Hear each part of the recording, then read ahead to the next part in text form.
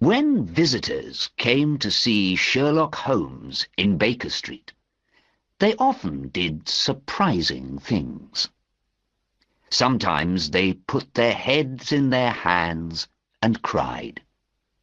Sometimes they talked and couldn't stop. And sometimes they just sat there and didn't say a word. But nobody was more surprising than Dr. Thornycroft Huxtable. He was a large man, tall, well-dressed, and important-looking. He came into the room, walked to one of the big chairs, and suddenly fell into it. He sat there, with his eyes closed, looking white and ill. I ran to get some water for him. Then I got my doctor's bag and looked at him carefully. "What is it, Watson?" said Holmes. "He's all right, I think," I said. "He's just very, very tired, and probably hungry, too." Holmes looked in the man's pockets and found a train ticket from Mackleton in the north of England. "Mackleton? That's a long way," said Holmes. "It's not 12 o'clock yet, so he probably left home before 5 o'clock this morning." After a minute or two, the man began to move, and his eyes opened. A second later, he got quickly to his feet. His face was now red and unhappy. "Mr. Holmes, I am so sorry. I forgot to eat or drink anything this morning. That's why I felt ill." "When you feel better," I began. "I'm better now, thank you," said our visitor. "And I want very much to talk to Mr. Holmes, to ask him something. Please, Mr. Holmes, come back to Mackleton with me by the next train." "I'm sorry, that's not possible," said Holmes. "I'm working on two important cases, the Ferrers case and the Abergavenny case. I cannot leave London at the moment." "Important cases?" our visitor cried. "But this case is very important too. You know about the kidnapping of the son of the Duke of Holderness 3 days ago?" "What? The government minister?" "Yes, that's him. So you didn't know. It's not in the newspapers yet, that's true. But Sherlock Holmes always hears news before other people, I thought." Holmes went to get one of his books and began to read the page about the Duke of Holderness. Holderness, 6th Duke. Wife, Edith, daughter of Lord Grey. One child, Lord Arthur Saltire. Houses in London, Lancashire, and Wales. Government minister for this, for that, for the other. "Well, well," said Holmes. "He's one of the greatest men in the country." "One of the greatest and one of the richest," said Dr. Huxtable. "I know, Mr. Holmes, that you don't work for money. But I must tell you this. The Duke is offering £5,000 for news of his son, and another £1,000 for the name of his kidnapper. "That," said Holmes, "is a most interesting offer." He looked at me. "Watson, I think we are going with Dr. Huxtable back to the north of England this afternoon." Holmes then looked at Dr. Huxtable.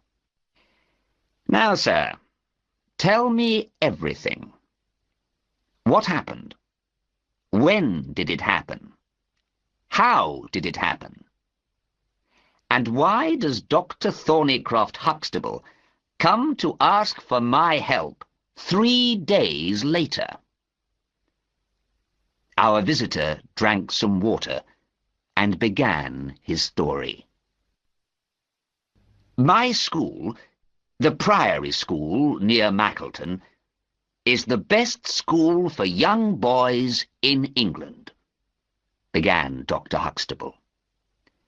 "We have the sons of Lord Soames, Lord Lever, and of many other important people. 3 weeks ago, Mr. James Wilder, the Duke of Holderness's secretary, came to see me. The Duke, he said, wanted to send his son, the 10-year-old Lord Saltire, to my school. On the 1st of May, young Lord Saltire arrived. He's a nice boy, and he soon began to like school life, had to make friends. His life at home, you see, was not very happy. We all know about the Duke and his wife. The Duchess, of course, now lives in the south of France. She left the Duke about 3 months ago, I think. But the boy loved his mother, and was very unhappy when she left.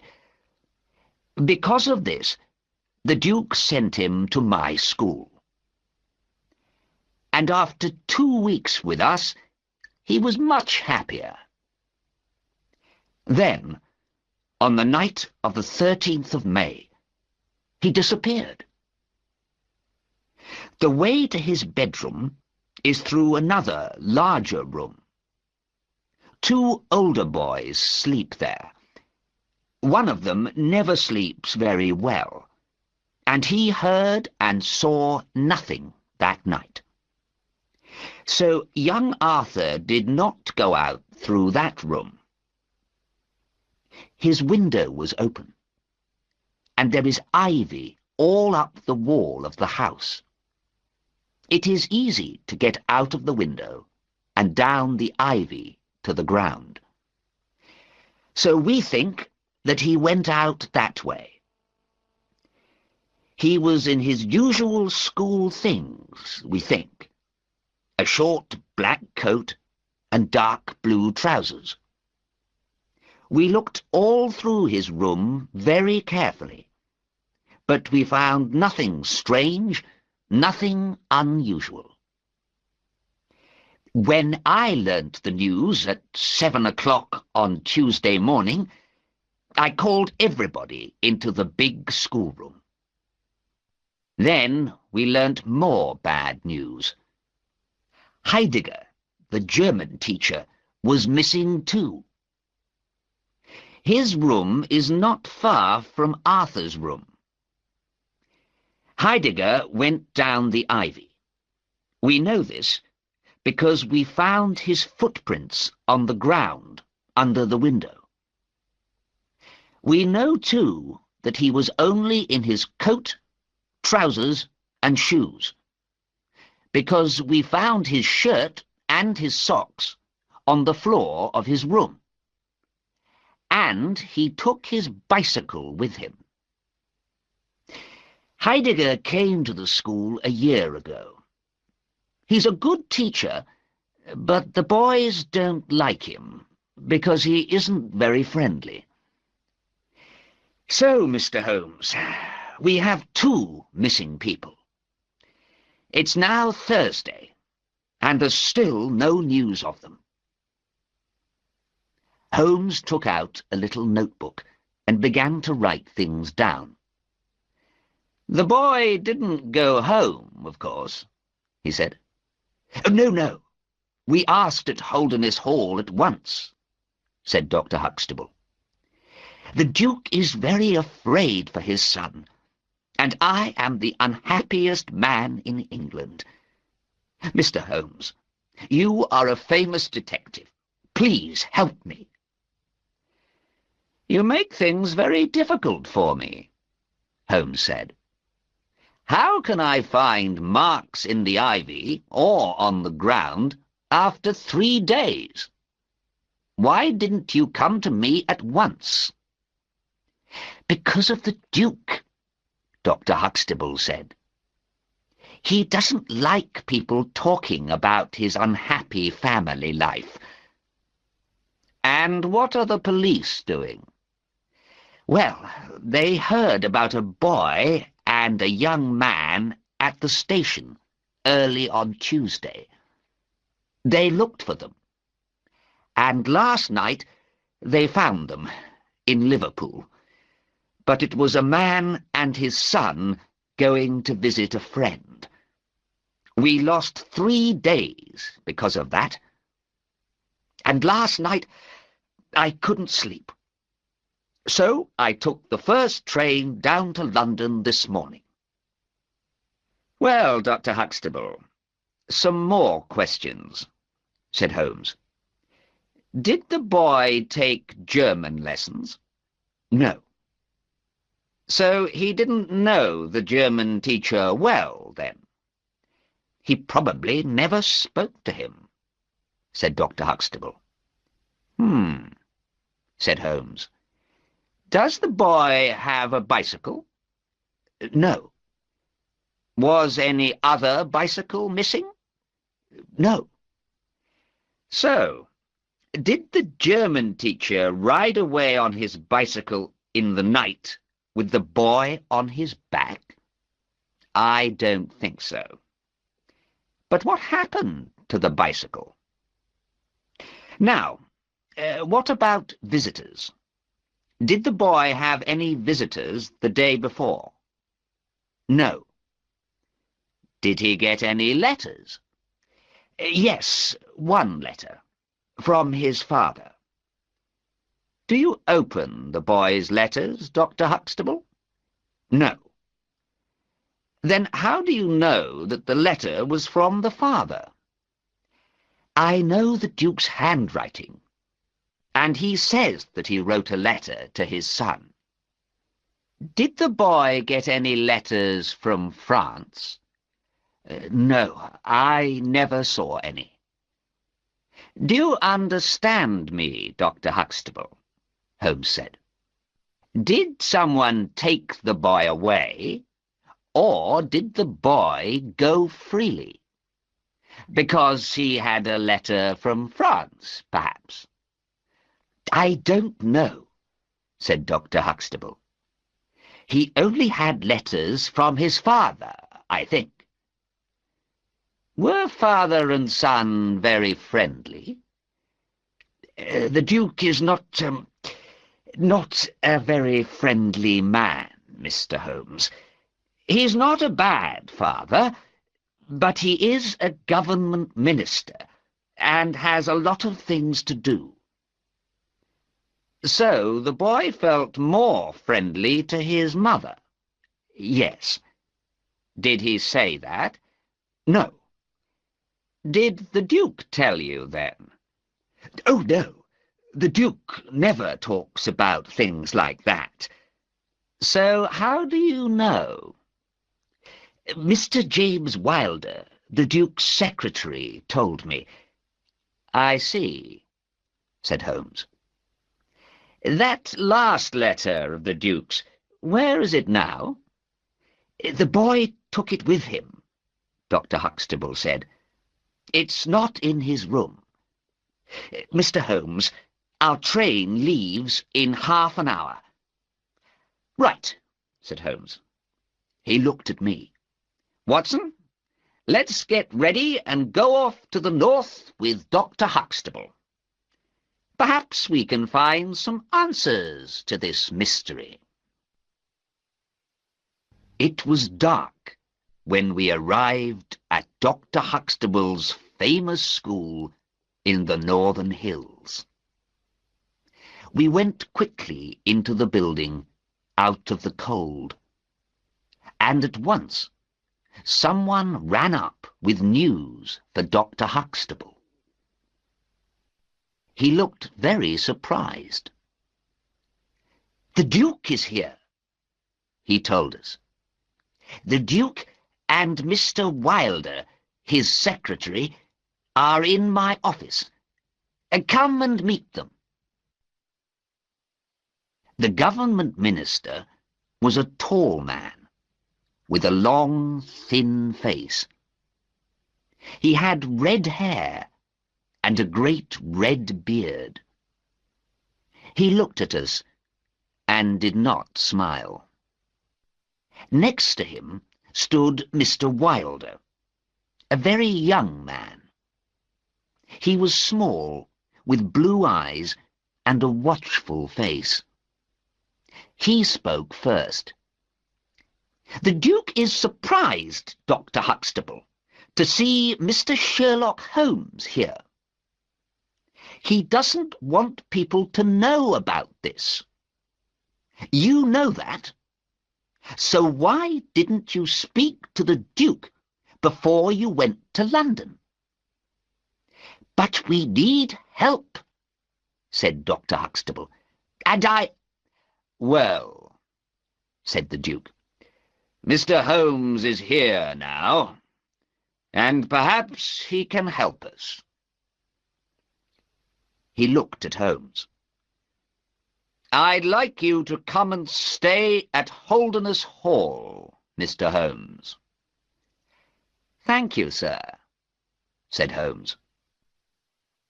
"But I would like to stay near to the mystery, here at the school. Can I ask you one or two questions, perhaps?" "Of course," said the Duke. "My questions are about the Duchess and about money," said Holmes. "The Duchess knows nothing about this," said the Duke, "and nobody is asking me for money." "I see," said Holmes. "You wrote a letter to your son before he disappeared. When did you post it?" "Post it?" said Mr. Wilder angrily. "The Duke does not post letters. I put the letter into the post-bag with all the other letters that day." A minute or two later, the Duke and Mr. Wilder left. Holmes then began at once to work on the case. We looked carefully all through the boy's bedroom and the German teacher's room. We looked at the ivy on the wall, and we saw the footprints under the German teacher's window. But we learnt nothing new. Holmes then left the house, and only came back after 11 o'clock. He had with him a large map. He brought it into my room and put it on the bed. "This case is beginning to get interesting, Watson," he said. "Look at this map. Here is the school, you see, and here is the road. So, did the boy and the teacher go along the road when they left?" "No, Watson, they did not." "How do you know that, Holmes?" I asked. "Because there was a policeman here. Look. He was there from midnight to 6 in the morning, and he saw nobody on the road. I spoke to him this evening. And here At the other end, you see, is the White Horse Inn. A woman there was ill, and the family watched the road all night, waiting for the doctor. The doctor didn't come until the morning, and the family saw nobody on the road. So, the boy and the teacher did not go by road. But Holmes, what about the bicycle? I asked. Yes, Watson.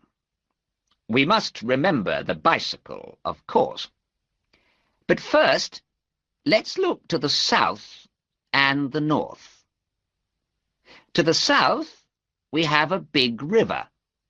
No bicycles there, then. And to the north, we have the trees, called Ragged Shaw, and then a great moor, the Lower Gill Moor. And here is Holderness Hall, 16 kilometres from the school by road, but only 9 kilometres across the moor. No other houses until the Green Man Inn along the Chesterfield Road. But the bicycle, I said again. Yes, yes, Watson, Holmes said. It is possible to ride a bicycle across the moor. Difficult, but possible. Just then, Dr. Huxtable came quickly into the room. "News, Mr. Holmes," he said excitedly. "I bring news." In his hands was a blue school hat. "Look, this is the boy's hat. One of my gardeners found it this evening." "Where, man? Where?" asked Holmes. "Just north of Ragged Shaw," said Dr. Huxtable. "Aha!" said Holmes. "What did I tell you, Watson? Tomorrow we must walk north, across the moor." Very early the next morning, I opened my eyes and saw Holmes next to my bed. He was already dressed. "Come, Watson," he cried. "There is hot coffee ready for you. We leave in 10 minutes. By 6 o'clock, we were through Ragged Shaw, and half an hour later, we were on Lower Gill Moor. Across the middle of the moor was a small river, and the ground all around it was very wet. "We can easily see tracks in this wet ground," said Holmes. "Look carefully, Watson." We moved slowly across the moor, looking at every centimetre of mud. We found hundreds of sheep tracks, and once some cow tracks, but no bicycle tracks. And then, at last, we found something. Not far from the little river, right across some nice black mud, was the track of a bicycle. "Hurrah!" I cried. "We have it!" But Holmes did not look happy. "It's a bicycle, yes, but not the bicycle. Every bicycle has different tires. I know 42 different kinds of tire. This tire is a Dunlop, but Heidegger's bicycle had Palmer tires. The English teacher told me that. So this is not Heidegger." "Is it the boy, then?" I asked. "Probably not. The boy didn't take a bicycle with him," said Holmes. He looked again at the track in the mud. This track is going away from the school. Or perhaps to the school, I said. No, no, my dear Watson. Look at the tracks of the two tires. Are they the same? No, I said. One tire makes a deeper track. And that's the back wheel, said Holmes, because the rider, of course, sits over the back wheel. The deeper track is the one on top. So this bicycle went that way, across the moor, away from the school. But who was the rider? Where did he come from? We followed the Dunlop track back, nearly to Ragged Shaw. Then we lost it in some cow tracks. Holmes sat down and thought for some minutes. "No," he said, getting up. "We must leave this question for now. Back to the mud by the river, Watson." 2 hours later, Holmes gave a happy cry. I quickly ran over to him and looked down at a long, thin track in the mud. It was the Palmer tire. "Here is Heidegger," cried Holmes. "Let's follow him, Watson." For a kilometre or more, we followed the Palmer tire north across the moor, losing the track, finding it again, losing it and finding it.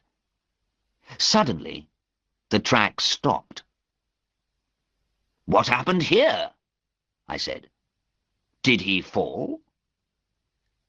Holmes looked carefully on the ground.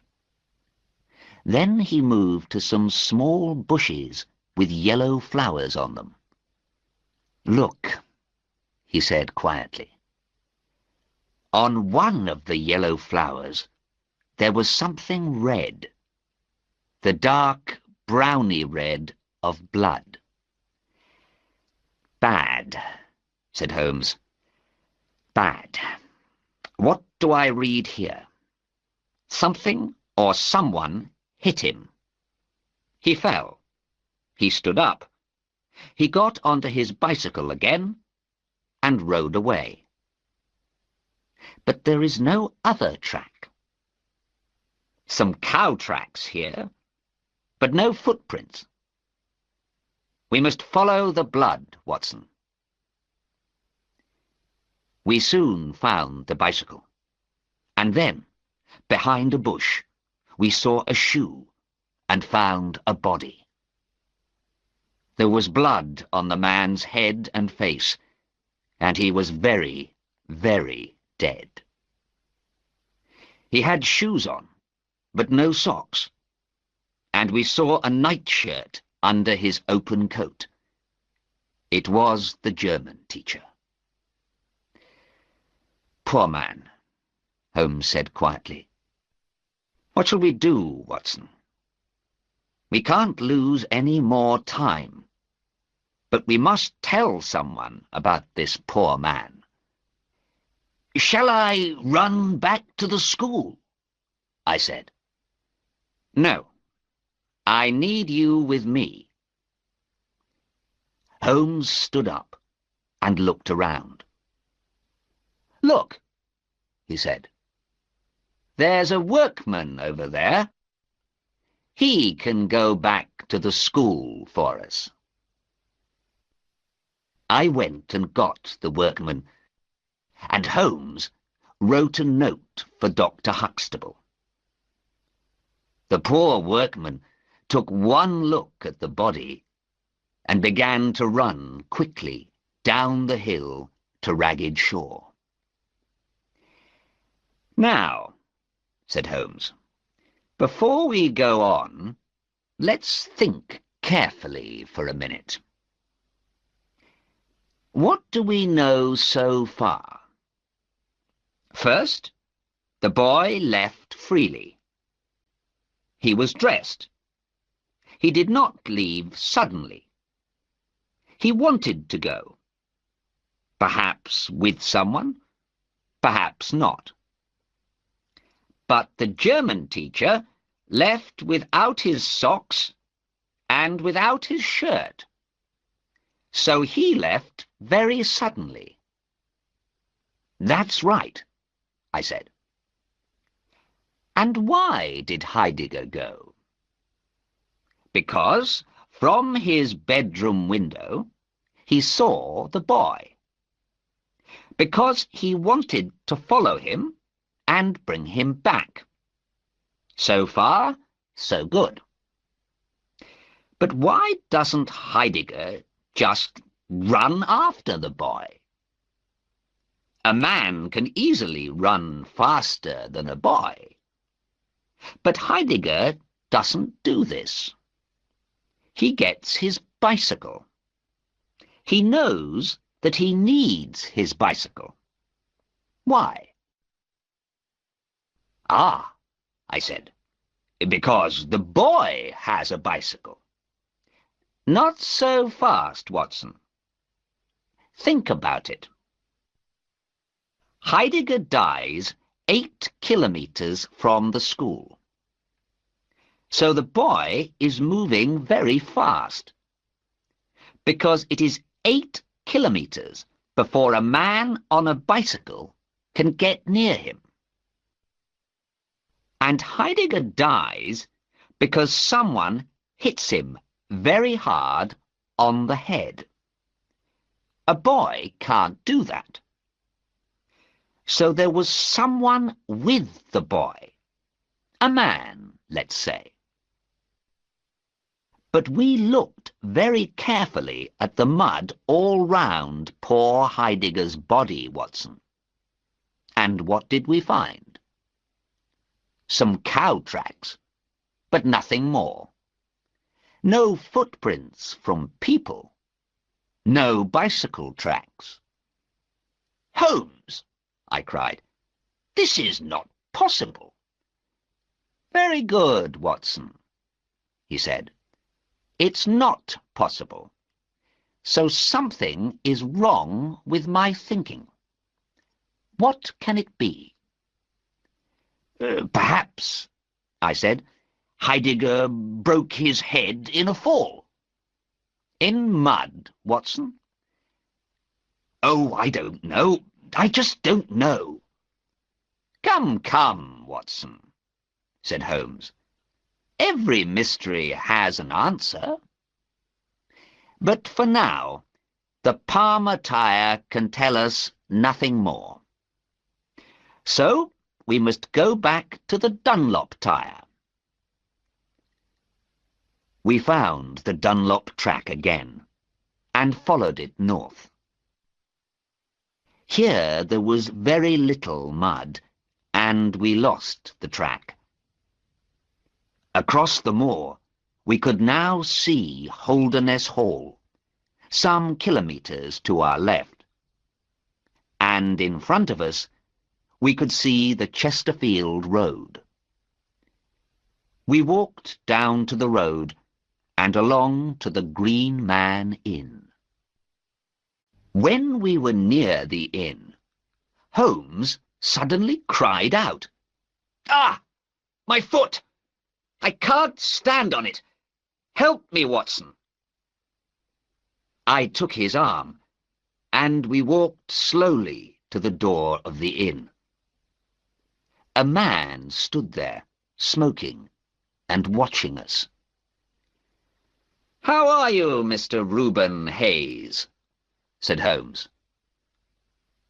"Who are you, and how do you know my name?" said the man. He looked very unfriendly.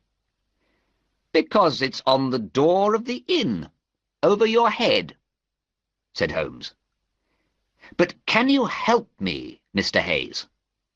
"No, I can't." "But I need help. I can't put my foot to the ground." "Well, don't put it to the ground."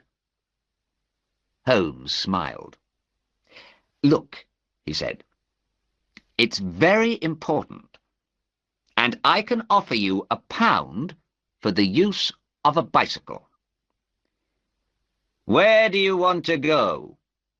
asked Mr. Hayes. "To Holderness Hall." "Oh, friends of the Duke, are you?" Mr. Hayes laughed, looking at our muddy shoes and trousers. Holmes laughed too. "Well, we are bringing him news of his lost son," he said. "The boy is in Liverpool." Mr. Hayes's face went white, then red. "Oh," he said carefully. That's good news. I worked for the Duke once, but he wasn't good to me. I don't like him, but I'm pleased about the boy." We all went into the inn. "Now," said Holmes, "something to eat first, please. Then you can bring round the bicycle." "I haven't got a bicycle," said Mr. Hayes. Holmes put £1 on the table. "I tell you, man, that I haven't got a bicycle. You can have 2 horses to take you to the hall." He brought us something to eat, and we ate hungrily. Through the window, we could see the stables at the back of the inn. Once Holmes got up and walked round the room, then stood looking out of the window at the stables. Surprisingly, his foot was now very much better. Suddenly he laughed and looked at me. "I've got it!" he cried. "Yes, of course, that's it. Watson, did you see any cow tracks today?" "Yes," I said. "Lots of them. Everywhere." "And how many cows did you see on the moor?" "I don't remember any," I said. "Isn't that strange, Watson? Lots of cow tracks, but no cows? And do you remember those tracks, Watson?" He took out his notebook. "There were tracks like this, and sometimes like this, and sometimes like this. Do you remember that, Watson?" "No, I don't," I said. "What does it mean, Holmes?" "It means that it's a very strange cow, Watson. Cows don't move like that. Now, let's go quietly out and have a look round these stables." There were 2 tired-looking horses in the stables. Holmes looked carefully at one of the horse's feet and laughed. "Look, Watson, old shoes, but new nails. Oh, this case gets more interesting every minute." I began to ask Holmes a question, but suddenly we heard someone behind us, and there was Mr. Reuben Hayes. His face was red and angry. "What are you doing in my stables?" he cried. "We're just looking at your horses, Mr. Hayes," said Holmes, smiling. "Why? Are you afraid of something?" The man opened his mouth, then closed it quickly. His face was still red and angry. Holmes did not give him time to speak. "I think your horses are tired, Mr. Hayes. We can walk to the hall. It's not far. 3 kilometers by the road, Mr. Hayes said. His eyes still watched us angrily. It was nearly dark when we left. We walked along the road for about 100 meters. Then Holmes took my arm. Quick, Watson. Off the road and up the hill. Then we can come down the hill at the back of the inn. We ran up the hill. This man Hayes, I said. He knows all about the kidnapping. Is that right, Holmes? Of course it is, he said. We can learn a lot more from Mr. Hayes. Ah, who's this? Watson, get down. There was a bicycle on the road. It came past us very quickly, and we saw the rider, Mr. James Wilder, the Duke's secretary. His face was white and afraid. Quick, Watson, said Holmes. We must watch him. We ran down the hill and stopped when we could see the back door of the inn. Wilder's bicycle was by the wall near the door. For 5 minutes, nothing happened. Then a man on a horse rode quickly out of the stables and disappeared down the road. What do you think of that, Watson? Said Holmes. Somebody's running away. Yes, but not James Wilder, because there he is at the door. We could see Wilder in the light from the door. He stood there looking out, and 10 minutes later another man came down the road and went into the inn. Then a light came on in a room upstairs. Come, Watson, we must get nearer, Holmes said. We went down the hill and walked very quietly to the back door of the inn. The bicycle was still by the wall. Holmes looked at the wheel and laughed quietly. A Dunlop tire, Watson. Now, I must look through that upstairs window. So I need your back, Watson. Holmes stood on my back, but only for a second, and then he was down again. Come, my friend, he said. It's a long walk to the school, so let's start at once. I can give you all the answers to this mystery tomorrow. It was a long, cold, muddy walk back to the school. I went to bed at once, but Holmes went out again, to Mackleton, I think. I was very tired, and slept all night like a dead man. At 11 o'clock the next morning, Holmes and I were in the Duke's office at Holderness Hall. Mr. Wilder came to speak to us. The Duke can see no one today, he said to Holmes. Holmes looked at him coldly. The Duke can see me, he said. Please tell him that I am here. After half an hour, the Duke of Holderness came into the room. He looked older, tired and ill. Well, Mr. Holmes, he said. Holmes looked at James Wilder. I can speak more freely without your secretary here, sir.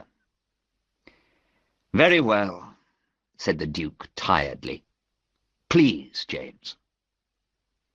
James Wilder gave Holmes an angry look, but he went out of the room and shut the door. Holmes looked at the Duke. "You are offering, I hear, £5,000 for news of your son. True?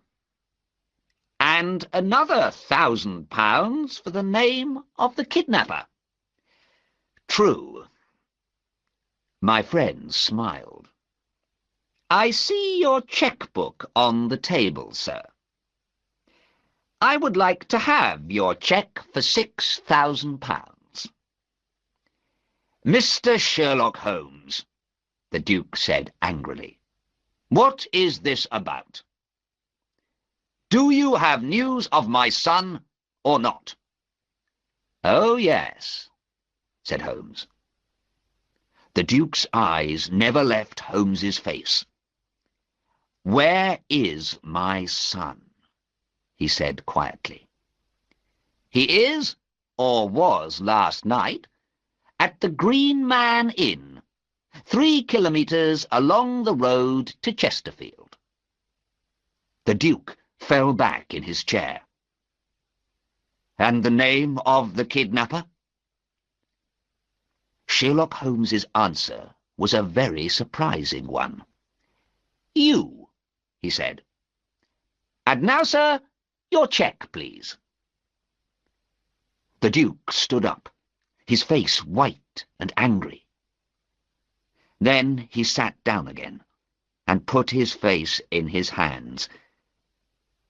It was some minutes before he spoke. "How much do you know?" he asked. "I saw you with him last night," said Holmes. "And how many people know about this?" "Only I and my friend here, Dr. Watson." The Duke took out a pen, opened his cheque-book, and began to write. "When I made this offer, I didn't know—" He stopped, then began again. "Are you and your friend going to talk about this, Mr. Holmes?" "I don't understand you, sir," said Holmes. "I mean, nobody needs to know about this little family mystery. Just you and your friend Watson. Look, here is my cheque for £12,000. Holmes gave him a cold little smile. "I'm sorry, sir. There is a dead man in this case, you remember?" "But that wasn't James!" cried the Duke. "He knew nothing about it. He was very, very unhappy when he heard about the killing." "Murder," said Holmes. "But James wasn't there. And when he heard about it, he came to me at once and told me everything. Oh, Mr. Holmes, you must help him. You must. He is not the murderer. The murderer ran away last night." Holmes smiled again. "I have a little more news for you, sir. The police met Mr. Reuben Hayes last night at Chesterfield Station. Mr. Hayes is not running anywhere for a very long time." The Duke looked at Holmes with an open mouth. You know everything," he said. "But I am pleased to hear about Hayes. He was always a bad man. And that news can only help James." "James? Your secretary?" said Holmes. "No, sir. My son. James Wilder is my son." When the Duke said this, I was very surprised. But Holmes was surprised too. "This is news to me," he said. "Can you tell me more?" The Duke stood up and walked round the room for a minute. "I must tell you everything," he said. "I didn't want to talk about it, but I must. I see that now." He sat down again and began his story. "When I was a young man, Mr. Holmes, I was in love. Oh, so much in love. It only happens to you once. And this woman was the love of my life. I wanted her to be my wife. But she died. She left me this one child, and I loved him because of her. When I look in his face, I see her, and remember her, and can't stop loving her. I must have the boy near me because of this. But a government minister cannot tell the world about a love child like this. So, to the world, James is my young secretary, not my son. He knows that I am his father. He hates the Duchess because she is not his mother. And he hates my younger son, Arthur, because Arthur has everything. Arthur has a name, a famous father, houses, money, everything. James has nothing. Well, he has some money, of course, but he is just Mr. James Wilder. And he wants to be the Duke of Holderness one day. That's not possible, of course. But James can't understand that. And so, you see, I was afraid for Arthur. And that's why I sent him to Dr. Huxtable's school. And what does James do next? He kidnaps my poor Arthur. It changes nothing, but James can't see that. He wants me to say, "Yes, James, now you can be my first son. You can have everything. Arthur can be the number 2 son." But I can't do that. Of course I can't. James knew this man Hayes, you see, because Hayes worked for me once. James asked for Hayes's help, and the man was happy to do it. You remember my letter to Arthur on that last day? Well, James opened the letter and put in a note from him. That evening, he cycled across the moor and met Arthur in Ragged Shaw. He talked about the Duchess, Arthur's mother. "She wants to see you," he told Arthur. "She's waiting on the moor. Come back at midnight, and a man with a horse can take you to her." Of course, poor Arthur wanted to see his mother, so he came. Hayes was there, with 2 horses, and they rode across the moor. But the German teacher followed them, and Hayes killed him. Hayes then took Arthur to the Green Man. Well, Mr. Holmes, I knew nothing about any of this until the murder. James is a bad boy, but he does not murder people. When he heard the news, he came to me at once, crying. What could I do? I didn't want the world to know about this. So James went down to the Green Man. He told Hayes to run away, because everybody knew about the murder now, and knew the murderer's name, too. Hayes left at once. Later, I went down and saw Arthur. I left him there with Mrs. Hayes, because I couldn't say anything to the police just then. So, Mr. Holmes, now you know everything.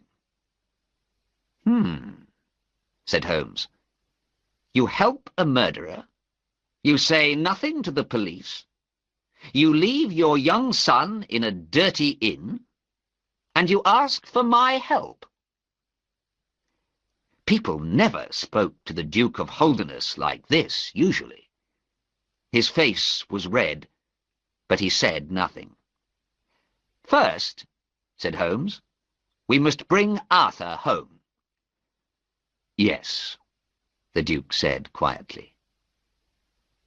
Holmes quickly wrote a note and took it out of the room. A minute later, he was back. Now, what are you going to do about Mr. James Wilder? He said. I understand you, Mr. Holmes, said the Duke. James is leaving me and going to Australia next week. Good, said Holmes. And the Duchess? Perhaps without James in the house, you and she... Yes, I wrote to the Duchess this morning. Holmes stood up. Well, he said, Watson and I can go home now, I think. There is just one other small thing. This man Hayes took 2 horses across the moor, but the horses' feet made the tracks of a cow in the mud. How was this possible? The Duke looked surprised and thought for a minute. Then he went away and came back 2 minutes later with a glass box in his hands. In the box were some horseshoes. We found these shoes under the ground in the garden, the Duke said. They are about 500 years old, we think. The Holderness family has a long and interesting past. Holmes opened the box and took out one shoe. It was a shoe for a horse's foot, but it looked like a cloven cow's foot. Holmes wet his finger and ran it round the bottom of the shoe.